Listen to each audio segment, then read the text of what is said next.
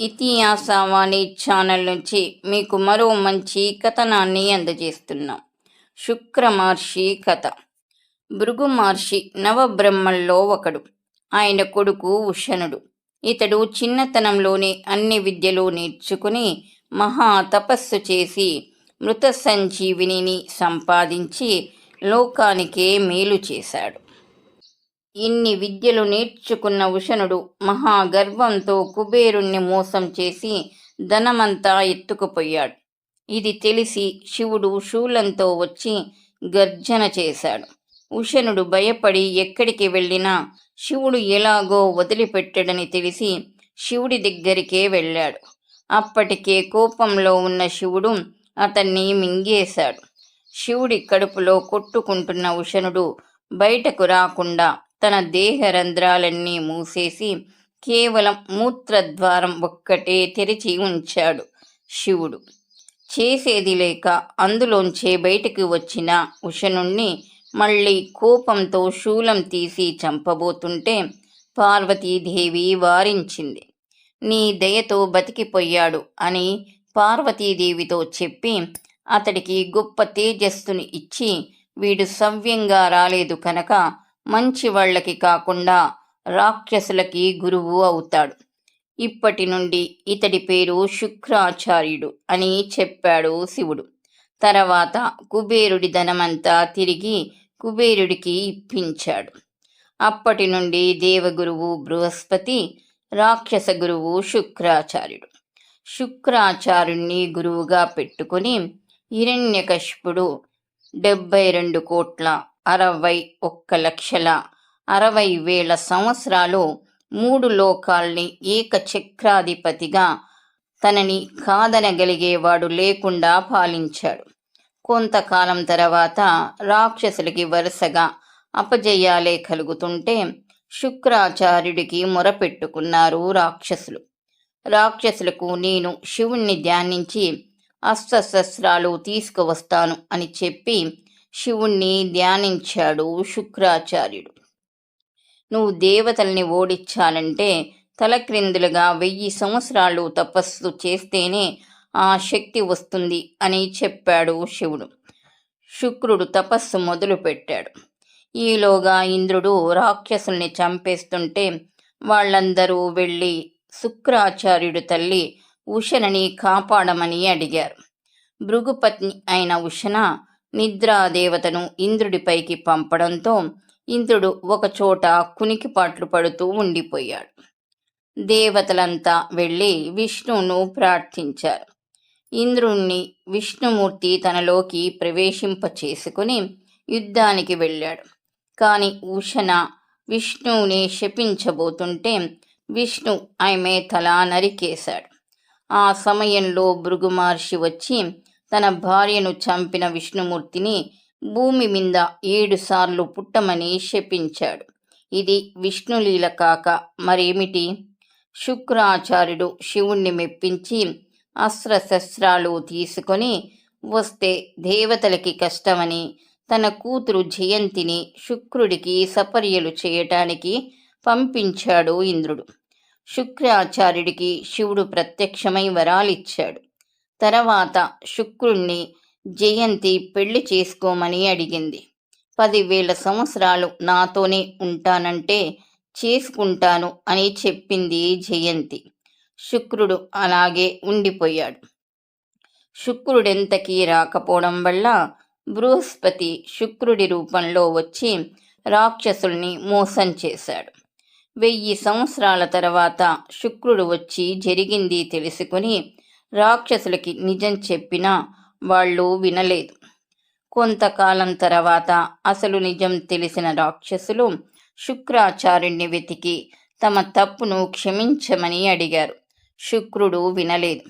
చివరికి ప్రహ్లాదుడు వెళ్ళి రాక్షసులు తెలియక చేశారు కాబట్టి వాళ్లను క్షమించు అని వేడుకున్నాడు.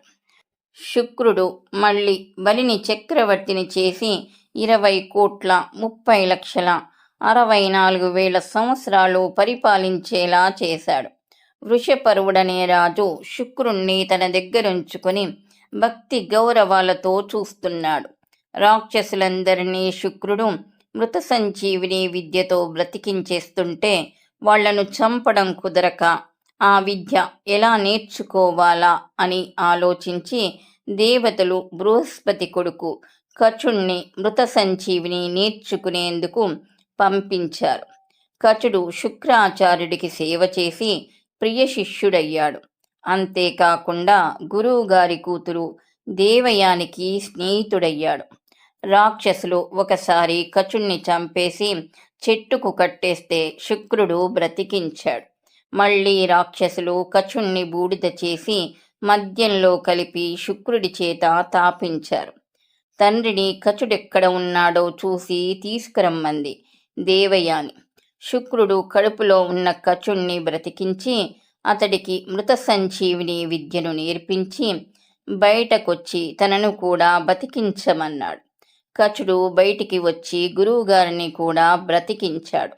కచుడికి మృత సంజీవిని విద్య నేర్పిస్తే దేవతలకి మంచి జరుగుతుందని తెలిసి కూడా కచుడి గురుభక్తికి మెచ్చి ఆ విద్యను నేర్పించి తన గొప్పతనాన్ని నిరూపించుకున్నాడు శుక్రాచార్యుడు. కచుణ్ణి తనని పెళ్లి చేసుకోమని అడిగింది దేవయాని. గురువు కూతుర్ని పెళ్లి చేసుకోవడం ధర్మం కాదని చెప్పాడు కచుడు. దేవయాని కోపంతో నువ్వు నేర్చుకున్న విద్య నీకు ఉపయోగపడదు అని కచుణ్ణి శపించింది. పోన్లే, నాకు ఉపయోగపడకపోయినా పర్వాలేదు, నేను నేర్చుకున్నది పరోపకారం కోసం. నువ్వు నన్ను శపించావు కనుక బ్రాహ్మణుడెవ్వడు నిన్ను పెళ్లి చేసుకోకుండా నేను నిన్ను శపిస్తున్నాను అని చెప్పి కచుడు వెళ్ళిపోయాడు. ఒకరోజు వృషపర్వుడి కుమార్తె శర్మిష్ఠ తన 1000 మంది చెలికెత్తెలతోనూ దేవయానితోనూ వనవిహారానికి వచ్చి దేవయానితో మాట పట్టింపు వచ్చి పాడుబడ్డ బావిలో ఆమెను తోసి వెళ్ళిపోయింది. యయేతి రాజు వేటకు వచ్చి దాహం తీర్చుకుందామని నీళ్ల కోసం బావిలోకి చూసి అందులో ఉన్న దేవయానిని బయటకు తీసి వెళ్ళిపోయాడు. నేనింకా ఇంటికి రాను అని తండ్రికి కబురు చేసింది దేవయాని. శుక్రాచార్యుడు ఎంత బతిమాలినా వినకుండా శర్మిష్ఠను ఆమె చెలికత్తెలను నా దాసీలుగా చేస్తేనే వస్తాను అని చెప్పింది. విషయం తెలిసిన వృషపర్వుడు తన కూతురు శర్మిష్ఠను ఆమె 1000 మంది చెలికత్తెలను దేవయానికి దాసీలుగా చేశాడు. ఒకనాడు అందరూ కలిసి వనవిహారానికి వెళ్ళినప్పుడు అక్కడ యయేతి రాజు కనిపించాడు. దేవయాని తన తండ్రి శుక్రాచార్యుడికి చెప్పి యయేతిని పెళ్లి చేసుకుంది. దేవయానితో శర్మిష్ఠను చెలికత్తెలను కూడా పంపిస్తూ యయేతిని పిలిచి శర్మిష్ఠను భార్యగా చూడవద్దు అని చెప్పాడు శుక్రాచార్యుడు. ఒకనాడు శర్మిష్ఠ తనకి పిల్లలను అనుగ్రహించమని యయేతిని బ్రతిమాలింది. క్రమంగా శర్మిష్ఠకు 3 కొడుకులు పుట్టారు. దేవయానికి ఇదంతా తెలిసి తండ్రికి చెప్పింది. శుక్రుడు యయాతిని ముసలివాడైపోమ్మని శపించాడు.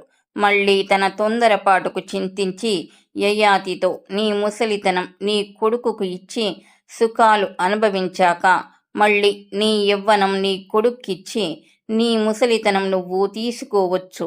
అంతేకాదు, అందుకు ఇష్టపడిన కొడుకుకే నీ తర్వాత రాజై వంశాన్ని నిలబెడతాడు అన్నాడు శుక్రాచార్యుడు.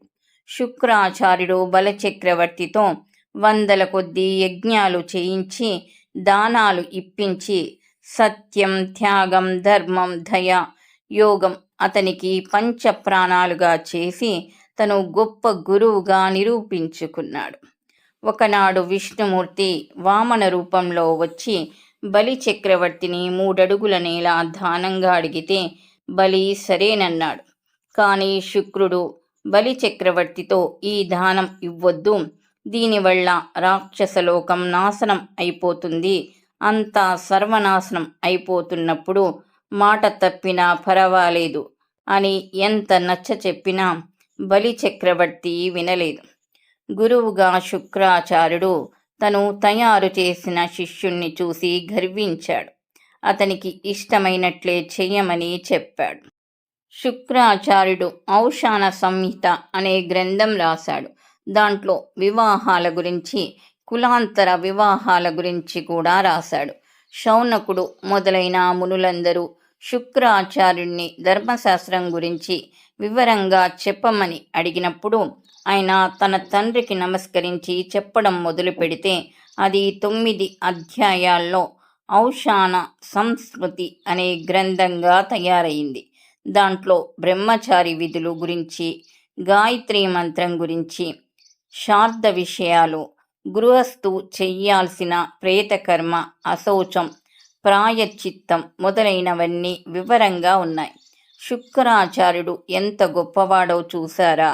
ఏ వైద్యుడు చెయ్యలేని పని, చనిపోయిన వాళ్లను బ్రతికించడం తన మృత సంజీవిని విద్యతో చేశాడు.